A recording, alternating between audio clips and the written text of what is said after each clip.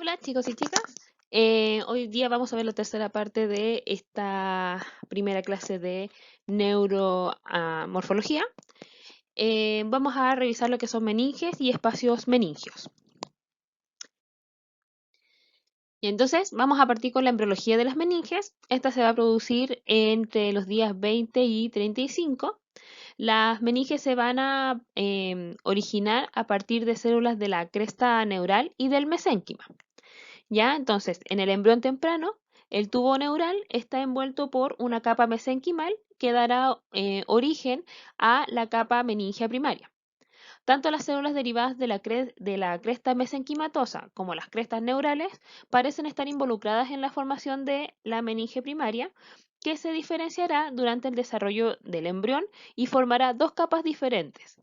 Las, las paquimenias, también que es la dura madre, o sea, que va a dar origen a la dura madre, y las leptomeninges, que va a comprender a la aracnoides y a la pía madre. En el caso de las paquimeninges, son una capa externa y gruesa de composición mesenquimatosa, mientras que las paquimeningias son una capa doble y más delgada que contiene células de la cresta mesenquimática y neural. Existen diferencias anatómicas y embriológicas entre las cubiertas meningias del cerebro y la médula espinal, que eso es muy importante de destacar. Las meningias encefálicas se originan tanto en el mesénquima como en la cresta neural encefálica, mientras que las meningias de la columna vertebral y las regiones caudales de la cabeza se van a originar en el mesénquima paraxial. Este doble origen de las meninges es similar al origen aviar y mamífero de las estructuras esqueléticas axiales, en las que la columna vertebral y hueso occipital se derivan del mesodermo paraxial, mientras que el resto de la bóveda craneal se produce a partir de la cresta neural derivada de células mesodérmicas. Para comprender bien este proceso se requiere una revisión temprana del embrión y durante el desarrollo del tubo neural que se cierra aproximadamente a los 26 días posovulatorios, lo que corresponde a un estadio em, em, intermedio, o sea, un estadio temprano, embrionario. Se va a producir la neurulación secundaria con la diferenciación y canalización del tubo neural primario, que se produce o posterior a esta etapa. El tubo neural se separa del ectodermo cutáneo subyacente por un proceso de desunión. Los somitas, por su parte, van a migrar a la línea media a cada lado del tubo neural y se fusionan para formar láminas y espinas de las vértebras. Las vértebras, los músculos y las meninges se van a originar en los somitas, ¿ya? Y recordemos que los somitas son estas condensaciones mesenquimales que aparecen alrededor del tubo neural y se desarrollan a partir del mesodermo paraxial.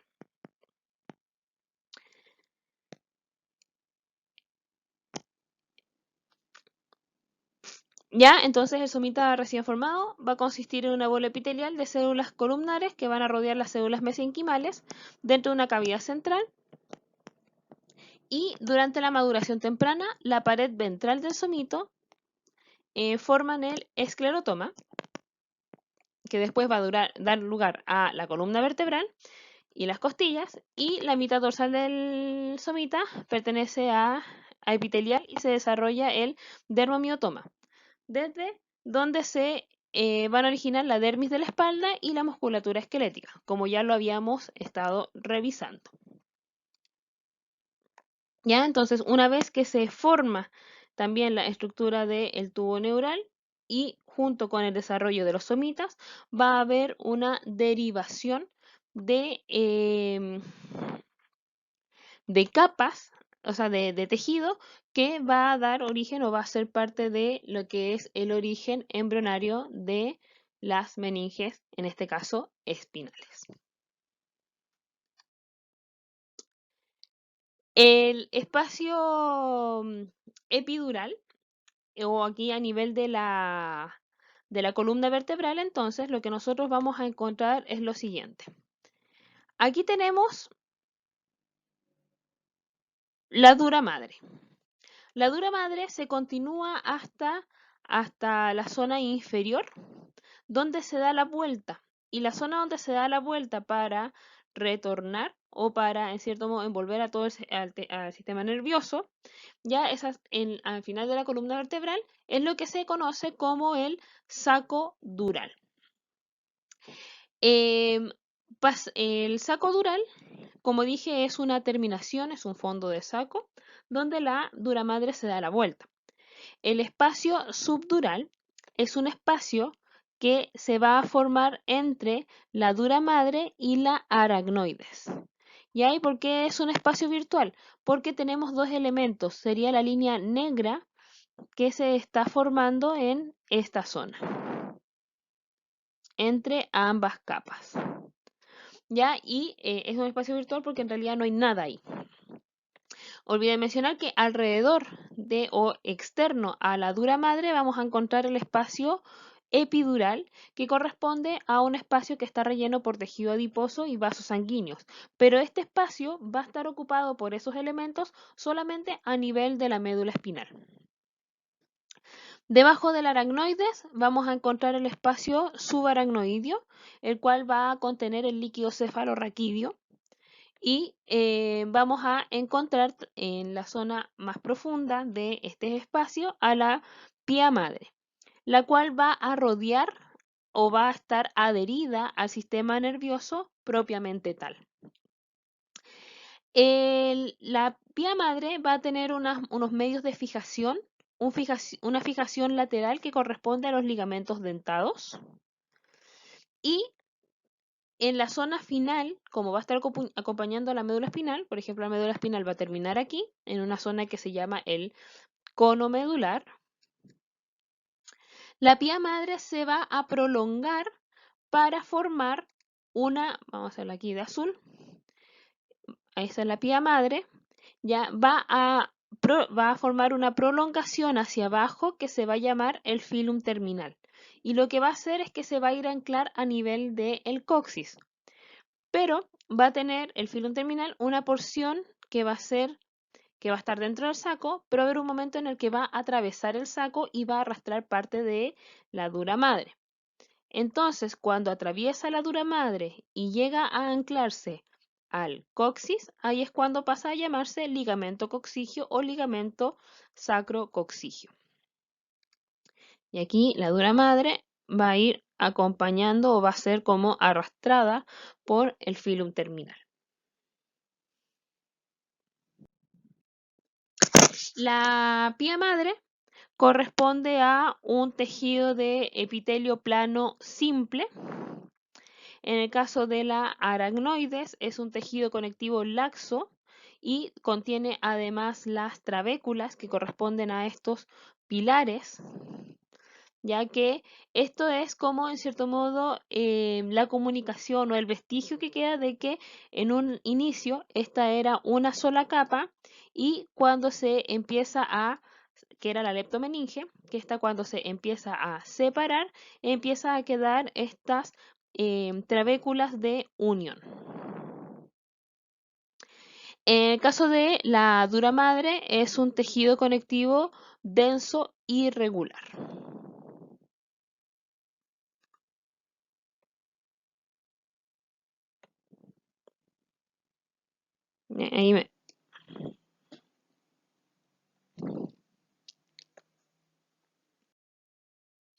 Entonces aquí ya podemos identificar cada una de las zonas y las estructuras.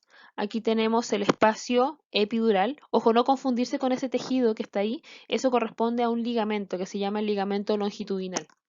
En este caso longitudinal posterior, que está adherido y que es un ligamento que va a estar uniendo a los huesos. Luego el espacio epidural, que va a estar lleno de tejido adiposo y vasos sanguíneos. Aquí tenemos la dura madre, espacio subdural, aracnoides espacio subaracnoideo donde se ven algunas líneas como esa de ahí que corresponde a las trabéculas aracnoideas. Tenemos la pía madre, que es la que está adherida a la médula espinal, y si se fija tenemos otros elementos aledaños. Por ejemplo, esto de aquí corresponde a las raicillas anteriores, ya que son nervios que van a estar llevando información de tipo eferente, ya, y motora. Por posterior va a estar ingresando información de tipo aferente, sensitiva, ya, a través de las raicillas posteriores. Al acercar a la raicilla posterior vamos a encontrar esta estructura que corresponde al ganglio sensitivo de la raíz dorsal. Ya, y si ustedes se fijan, y uno continúa aquí la dura madre después va a ir a envolver o va a convertirse en la capa más externa del nervio y que se llama epineuro. Aquí tenemos otra imagen ya proyectada o en distintas dimensiones para ver los mismos elementos. Aquí está el cuerpo de la vértebra, el ligamento longitudinal anterior, que les mencioné antes, no lo confundan con la dura madre. Aquí está el espacio epidural, que es todo este espacio que va a contener lo que es la grasa y vasos sanguíneos. Aquí sí encontramos a la dura madre. Aquí encontramos a la aracnoides, ahí se ve el espacio subdural. Y la pía madre que va a estar directamente adherida a la columna vertebral. O sea, perdón, no a la columna vertebral, a la médula espinal. Este es un corte inferior. Nosotros tenemos, por ejemplo, lo que es el canal vertebral, que es el espacio que está entre cada uno de los forámenes vertebrales, que es todo esto de acá, donde encontramos todas estas estructuras. Pero la médula espinal no va a estar a lo largo de todo el conducto vertebral. Va a llegar hasta una zona. Y esa zona, donde está terminando, va a ser a nivel de L1 y L2, donde vamos a encontrar este vértice que se llama el cono medular. A esta altura también nosotros vamos a encontrar una serie de nervios que van a quedar dentro de el conducto canal vertebral o canal espinal. Y si nosotros hacemos este corte aquí, es lo que estamos mirando acá. Entonces aquí nosotros estaríamos viendo el cono medular de la médula espinal y cada una de estos elementos que están aquí corresponden a nervios espinales que forman una estructura que se llama la cauda equina o cola de caballo. Cauda equina o cola de caballo.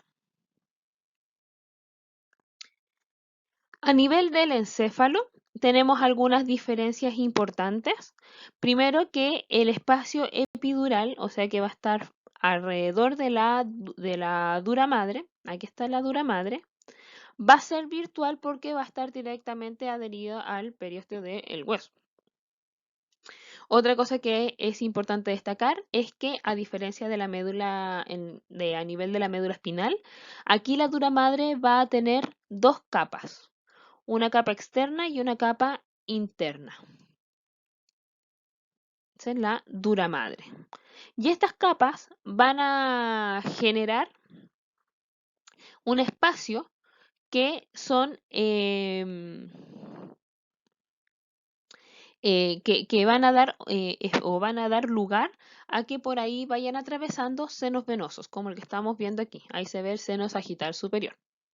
Además, estas hojas de dura madre se van a invaginar para formar estas estructuras que son los tabiques. En este caso, el que estoy apuntando corresponde a la hoz del cerebro, que va a estar dividiendo el hemisferio derecho del hemisferio izquierdo. Y esos son los tabiques. En el espacio subdural Y encontramos las cisternas que corresponden a las comunicaciones que hay entre la aracnoides y la dura madre, que vendrían siendo eh, los tabiques que habíamos visto a nivel de médula espinal. En el caso de la aracnoides, también vamos a encontrar las vellosidades aracnoideas, que corresponden a estos que parecen como unos, siempre los he mirado como unos brócolis, ¿ya? Pero estos que son como unos arbolitos. Y lo que ocurre es que en estos espacios, como el que se ve aquí, que corresponden a los ventrículos, si ustedes se fijan, hay una estructura ahí que se llama plexo coroideo. Esa estructura va a estar gatillando la liberación del líquido cefalorraquídeo, el cual después va a descender y a nivel del cuarto ventrículo, que está a nivel del tronco cefálico, parte de ese líquido va a salir hacia los espacios subaracnoideos. Este líquido tiene que estar constantemente en movimiento y constantemente renovándose. Entonces, cuando este líquido llega hasta esta zona, empieza a salir por las vellosidades aracnoideas que perforan la dura madre, la capa interna o la capa meningia de la dura madre, y empiezan a filtrar el líquido en los senos venosos para que pase al torrente sanguíneo. Y de esta manera, a través de las venas, va a pasar, va a estar saliendo. Y aquí se va a estar formando nuevo, nuevo líquido. Y de esa manera está constantemente en circulación y este no se acumula en el encéfalo porque un cúmulo o un aumento del líquido cefalorraquídeo sin filtración aumenta la presión intracraneal. Y como habíamos dicho, finalmente la pía madre va a estar adherida directamente a el tejido nervioso. Entonces aquí tenemos las meninges con distintas capas que nosotros encontramos. Aquí estamos en un corte de tipo coronal. En la zona central, estos huesos que están aquí corresponden a los huesos parietales. Encontramos primero la piel con sus distintas capas de mi epidermis y hipodermis, ¿ya? Luego viene la aponeurosis, que vendría siendo la aponeurosis epicranial, que es este tendón central que hay en el músculo occipito frontal. Luego viene el periostio, que sería el tejido, ya sabemos, conectivo que va a estar envolviendo al hueso. Luego vendría el hueso, en este caso huesos parietales. Y la meninge dura madre, que recuerden que tiene dos capas, una capa externa, una capa interna. La capa interna también se denomina capa meningia y la capa externa la capa perióstica. Luego tenemos la aracnoides, el espacio subaracnoideo y las vellosidades aracnoideas. Y ahí se ve también lo que son las trabéculas, ¿ya? O cisternas, aquí en nivel de encéfalo se llaman cisternas. Y finalmente tenemos la pía madre que va a estar en contacto directo con la corteza cerebral. Incluso se va a invaginar en los pliegues que se van a formar, en los surcos también va a estar invaginada la pía madre. En este tenemos una ampliación de las capas, ya donde nosotros aquí podemos ver los distintos tejidos y como también hay una penetración de los vasos sanguíneos. Ya aquí todo esto corresponde a la piel, ya con las tres capas recuerdo que la piel tiene 7 capas, pero las que podemos distinguir ahí son 3. Ya aquí tenemos la aponeurosis epicranial, el periostio, que es el tejido blanco que está ahí, el hueso. Aquí tenemos el espacio epidural, que recuerden que aquí en este caso es un espacio virtual. Tenemos ahí la capa externa de la dura madre, su capa interna, el seno venoso, que es toda esa estructura azul. Aquí tenemos el espacio también subdural, la aracnoides las cisternas y la pía madre. Aquí también nosotros podemos determinar bien lo que son las vellosidades aracnoideas y la hoz del cerebro que corresponde a uno de los tabiques de la dura madre, que se forma por la capa interna o la capa meningia de la dura madre. Aquí está la dura madre, tiene un color blanco nacarado, es un tejido fibroso, ya bastante grueso. Ya recuerden que es tejido conectivo denso, irregular. Ya ahí se pueden apreciar sus dos capas, la capa externa y la capa interna. Y aquí tenemos también un corte ya cadavérico donde se muestran los distintos tejidos. Aquí tenemos la piel, aquí tenemos la aponeurosis, de hecho ahí se ve el límite con el músculo occipito frontal. Aquí tenemos el periósteo, esto corresponde al hueso. Ya en este caso estamos hablando del hueso parietal. Esta sería la dura madre, aracnoides y pía madre. Aquí tenemos nuevamente la dura madre, pero aquí podemos distinguir bien sus tabiques. Esta de aquí son los tabiques de la dura madre. Esta corresponde a la hoz del cerebro.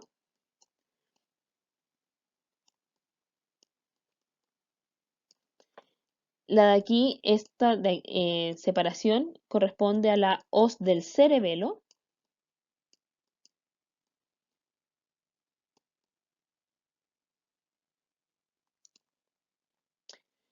De manera horizontal a esta altura, ya que está cortado aquí, encontramos esto de aquí que corresponde al tectum o tienda del cerebelo.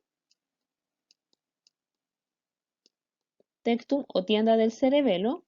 Y en la zona central, aquí fíjense que ahí está la hipófisis, que se va a unir con el hipotálamo a través de una estructura que se llama la vénula, que es lo que estamos viendo, el punto que vemos ahí.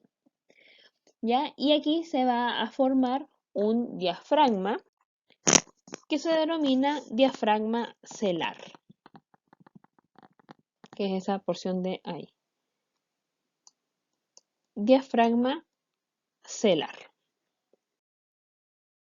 Ya tenemos ahora lo que es el sistema ventricular y el líquido cerebroespinal.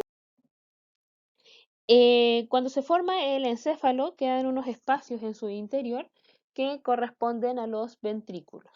Y en estos ventrículos es donde se va a formar el líquido cerebroespinal, el cual tiene, entre otras funciones, de protección, amortiguación y nutrición del sistema nervioso.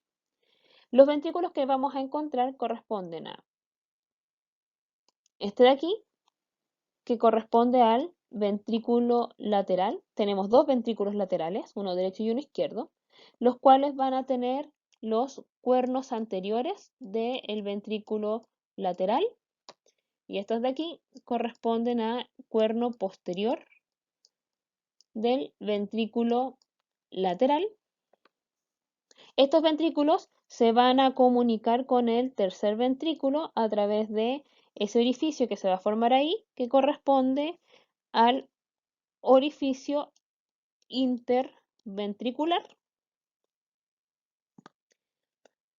Toda esta estructura que estamos viendo aquí es el tercer ventrículo, que está a nivel del diencéfalo. Los ventrículos laterales se encuentran a nivel del telencéfalo, ya hemisferios cerebrales.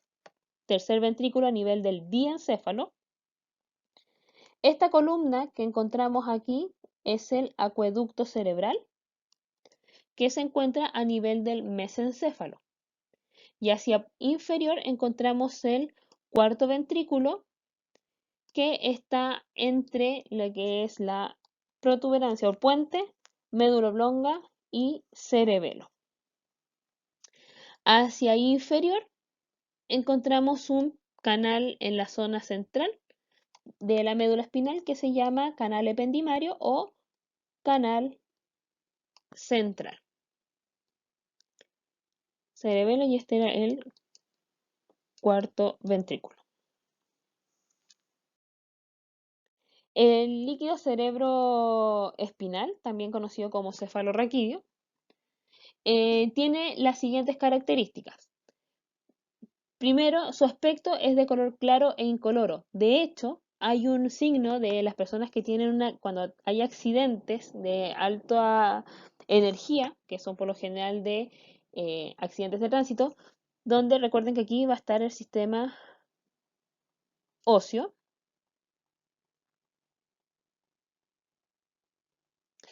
¿Ya? Y aquí vamos a encontrar lo que es el esfenoides. Ahí está la silla turca del esfenoides, sus senos, hueso frontal. Y a esta altura va a estar el hueso occipital y parte del temporal. Acá está el foramen magno. Cuando se genera una fractura, vamos a hacerla con un color rojo, en esta zona ya puede perforar la meninge y eh, en esta zona y el líquido cefalorraquídeo va a empezar a, a tener una migración y va a empezar a salir. Y va a empezar a salir, puede salir por los oídos o por la nariz, ¿ya? Este signo se llama el signo agua de roca, ¿ya? Donde la persona empieza a botar un líquido totalmente transparente por la nariz y por los oídos. Y este es un signo de que hubo fractura en la base de cráneo y es una urgencia. ¿Ya? La persona muchas veces se siente bien, pero hay un momento en el que se drena el líquido y se genera un daño importante. A nivel cerebral incluso puede causar la muerte. ¿Ya? Así que eso es un signo que ustedes van a aprender a ver en primeros auxilios, el signo de agua de roca. Entonces, el aspecto es claro e incoloro. Ah, y es altamente contaminante. Así que siempre a todo paciente recuerden que tienen que verlo, y ahora más que nunca, con guantes y mascarillas.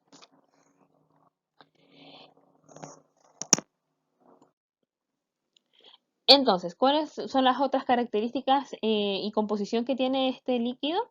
Ya es que tiene una velocidad de producción de 0,5 milímetros por minuto. Esto genera una presión de 60 a 150 em, por milímetros de agua. Su composición, esa es la presión que va a estar ejerciendo, por ejemplo, contra las paredes y contra el encéfalo. Su composición va a tener una buena proporción de proteínas, una alta proporción de glucosa, y esto se debe principalmente a que las neuronas no tienen la capacidad de almacenamiento de energía y siempre deben estar produciendo. Por eso es que tienen tan alta cantidad de mitocondrias. Tiene una gran cantidad de cloruro y fíjense que tiene un muy pequeño número de células de tipo linfocitos. Dentro de las funciones ya habíamos dicho que amortigua y protege de traumatismo el sistema nervioso, ya que queda literalmente flotando en agua el cerebro. Proporciona estabilidad mecánica y sostén al encéfalo. Sirve como reservorio y ayuda a la regulación de los contenidos del cráneo. Nutre el sistema nervioso central.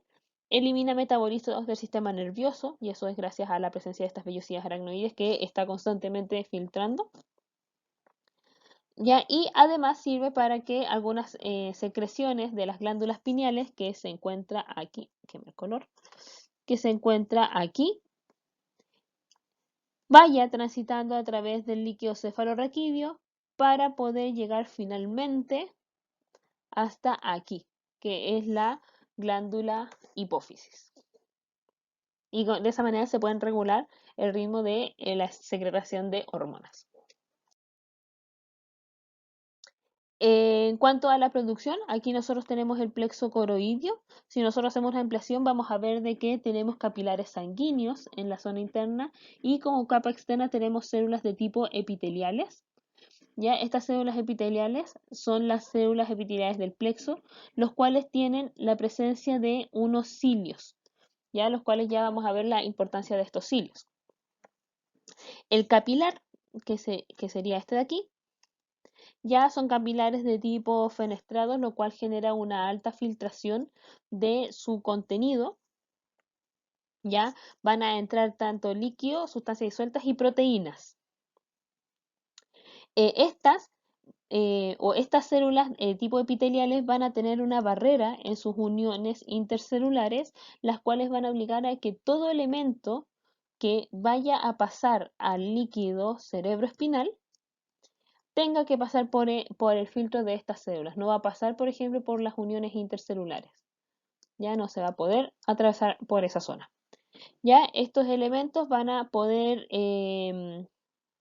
van a ingresar a la célula epitelial y a nivel de la zona de la luz, a nivel de las microvellosidades, em, van a generar, va a haber una bomba que va a estar constantemente sacando sodio. Y un elemento que siempre va a perseguir al sodio es el agua. Entonces, como va a estar saliendo una alta cantidad de sodio, el agua lo va a estar persiguiendo. Y eso va a generar de que se genere una gradiente osmótica que va a facilitar la osmosis del agua desde la célula hacia el interior del ventrículo. Em, y además se van a empezar a filtrar parte de estas proteínas y también otros elementos como la glucosa.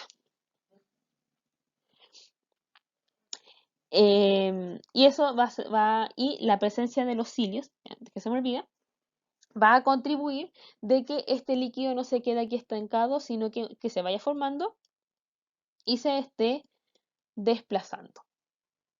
¿Ya? Y eso va a fomentar el movimiento del líquido cefalorraquídeo, porque si no sería agua estancada.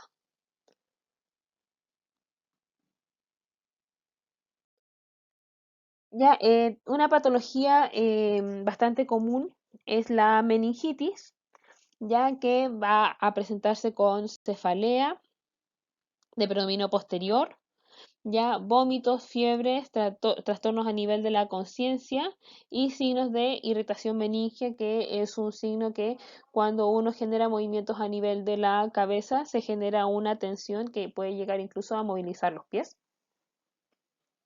Dentro de las complicaciones tenemos lesiones de tipo cerebrovasculares, déficit neurológicos, sordera neurosensional, epilepsia secundaria, formación de deterioro intelectual o hidrocefalia en el caso de que sea en niños y no haya un cierre de las fontanelas. Las causas que pueden producir una meningitis tenemos causas de tipo de infecciones bacterianas, infecciones víricas, infecciones por hongos, infecciones por protozoos y dentro de las causas no infecciosas, enfermedades inflamatorias o vasculitis. De hecho, una de las más comunes es el lupus eritematoso sistémico, que es bastante común dentro de las patologías autoinmunes. ¿Ya? Metástasis en las meninges de carcinomas y linfomas, meningitis asociada a toxicidad directa o hipersensibilidad a algunos fármacos y también meningitis asociadas a isquemia cerebral, que es cuando ocurre un accidente cerebrovascular de tipo isquémico. En cuanto a un procedimiento para poder determinar las meningitis, está la extracción o la punción lumbar, que consiste en la extracción del líquido cefalorraquídeo. Recuerden que ya habíamos visto las características en las condiciones normales. En el caso de tener una meningitis de tipo vírica, el líquido también todavía va a estar transparente debido a que no va a estar em, no se va a estar generando ningún tejido de tipo purulento, no va a haber una proliferación bacteriana. ¿Ya? Va a haber menos de 1000 leucocitos, pero lo que va, em, pero va a haber un aumento en comparación em, a la cantidad que debería saber, que es menos de 5, debería haber unos 0,3 aproximadamente por milímetro cuadrado. ¿Ya? Y los otros, y lo que sí, las proteínas van a estar un poco también más altas. Em, En el caso de la meningitis bacteriana, el líquido se va a ver turbio por la proliferación bacteriana, los leucocitos van a ver un gran aumento, van a ver sobre 1000 unidades por milímetro cúbico con predominio de neutrófilos. Ya fíjense, las proteínas van a estar altas, pero la glucosa va a estar baja y la razón de eso es porque las bacterias se la están comiendo. ¿Ya? Y en estudio microbiótico obviamente va a salir positivo. Además, la punción de humedad se puede realizar para no solamente detección de la meningitis, ¿ya? Puede haber otro tipo de infecciones, puede haber, aparte de las bacterias y los virus, pueden haber eh, hongos, por ejemplo, el hongo de la sífilis. Podemos encontrar en el caso de el sangrado alrededor del cerebro, una hemorragia subaracnoidea, va a salir con sangre, líquido cefalorraquídeo. Ya hay algunos tipos de cáncer que se pueden detectar con este examen, ya, y algunas enfermedades inflamatorias como el Guillain-Barré. El Guillain-Barré es una enfermedad que va a atacar como de 1 a 5 personas cada 250 habitantes, pero se ha visto en los últimos años de que ha habido un crecimiento sustancial, debido a que el Guillain-Barré está asociado a las enfermedades autoinmunes, y las enfermedades autoinmunes han ido aumentando a nivel de los años. ¿Ya? Entonces esto ha sido la primera, fin de la primera clase. Espero que les haya quedado todo súper claro. Nos vemos en una próxima oportunidad. Chao, chao.